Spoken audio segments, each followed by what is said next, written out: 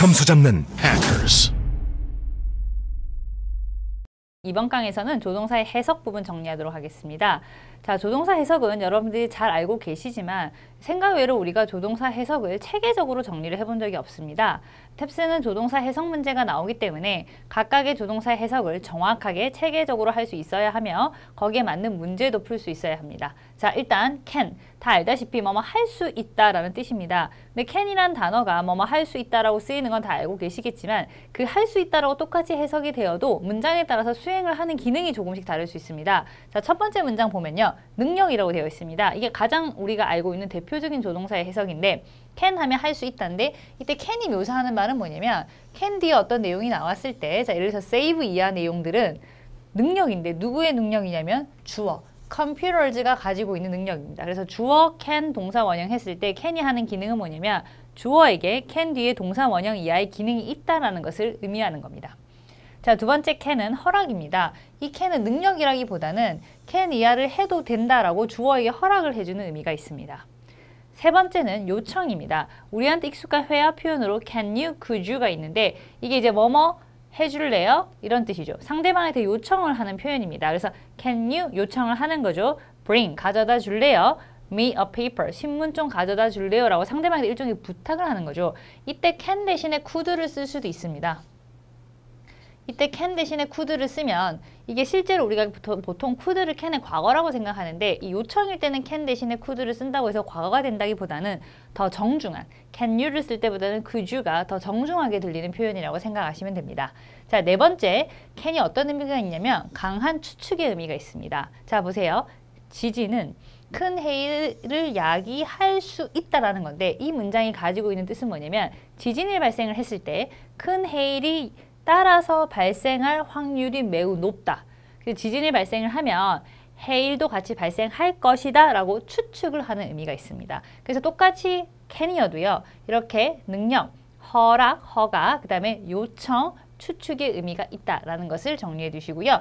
두 번째, will 정리하도록 하겠습니다. will은 우리에게 가장 익숙한 게 바로 미래죠. 우리가 미래를 쓸 때 동사 앞에 will을 쓰게 되잖아요. 그래서 뭐뭐 할 것이다. 미래 의미가 있습니다. 자, 그런데 여러분들 will이 미래에 뭐뭐 할 것이다는 의미 말고 또 뭐가 있냐면 현재 주어의 의지나 고집을 나타내기도 합니다. 자, 이 문장에서 will이 가지고 있는 건 뭐냐면 내가 아무리 아파도 라는 뜻이거든요. 내가 아무리 아파도 오늘 콘서트에 가고야 말겠다라는 강한 주어의 의지 현재 내가 가지고 있는 강한 의지를 묘사합니다. will은 can과 마찬가지로 요청의 의미가 있습니다. 그래서 will you라고 하면 아까 can you를 쓸 때처럼 상대방에게 부탁, 요청하는 의미가 있습니다. 이때도 will you 말고 would you를 쓸 수도 있습니다. would you를 쓰게 되면 역시 과거가 아니라 더 정중한 요청이 됩니다. 그래서 can you 대신에 could you를 will you 대신에 would you를 쓰면 사실 의미는 비슷한데 더 정중한 표현이다. 이렇게 생각하시면 됩니다. 자, may 들어갑시다.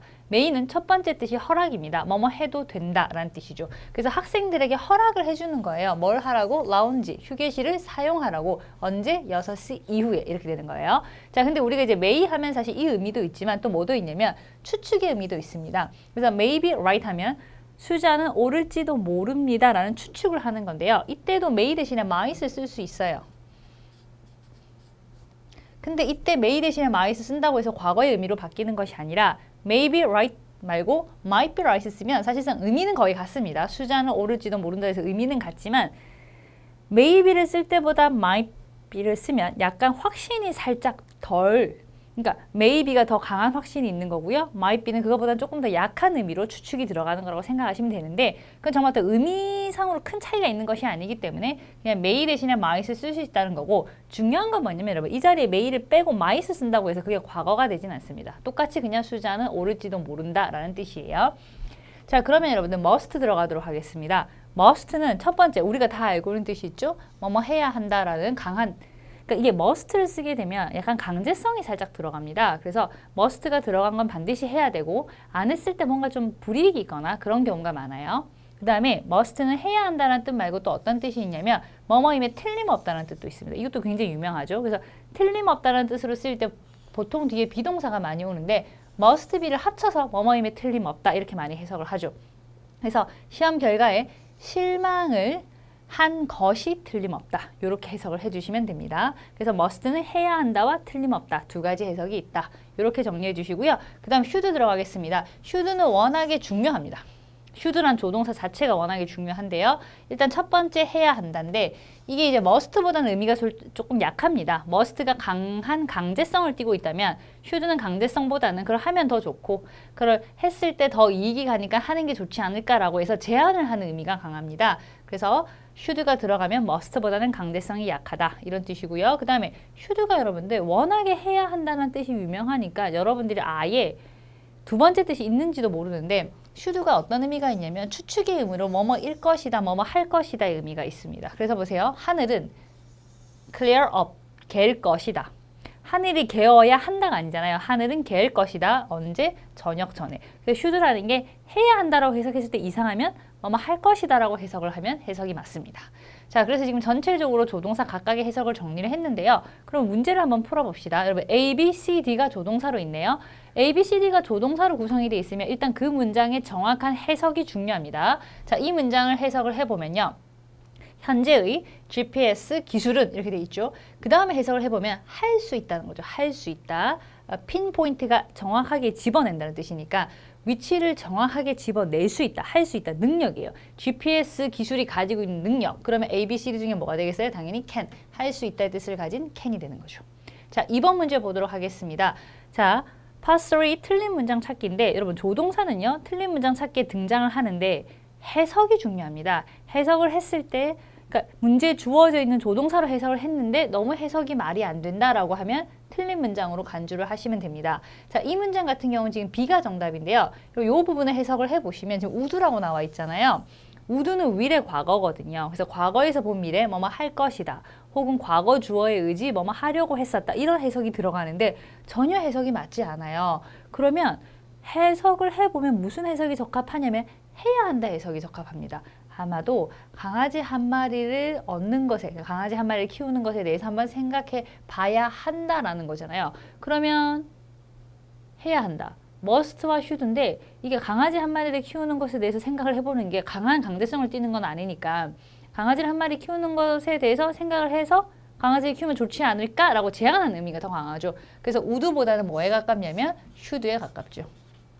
그래서 해석이 must까지 너무 의미가 강하고요. would를 should로 바꿔주시면 됩니다. 그래서 B가 틀렸고 would가 should로 바뀌면 된다. 이렇게 생각하시면 됩니다. 자, 여러분 요거 정답하고 상관은 없는데 요거 여러분 질문을 많이 하는 내용인데요. 지금 C에 보시면 컴마가 찍혀 있고 끝에 도우가 있잖아요. 원래 우리한테 도우는 뭐뭐에도 불구하고라는 뜻의 접속사로 많이 알려져 있는데 이게 문장 끝에 도우가 들어가면 이게 접속사가 아니라 부사 기능을 하고요.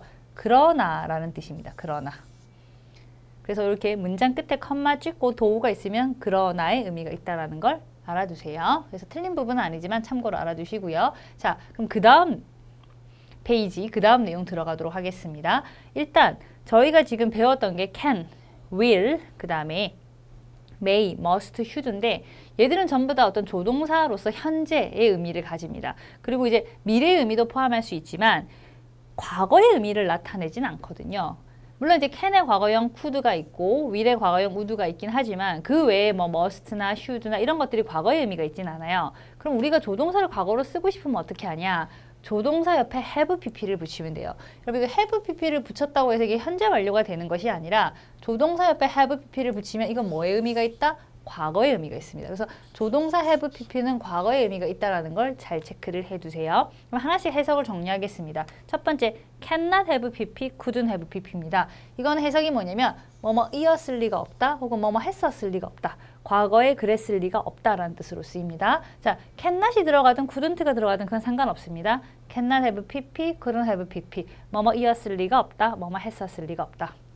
그 다음에 could have pp는 우리 생각에는 이게 couldn't have pp의 해석에 반대로 들어갈 것 같은데 사실 그렇지 않습니다. couldn't have pp가 뭐뭐이었을 리가 없다인데 could have pp는 해석이 뭐냐면 할 수 있었다.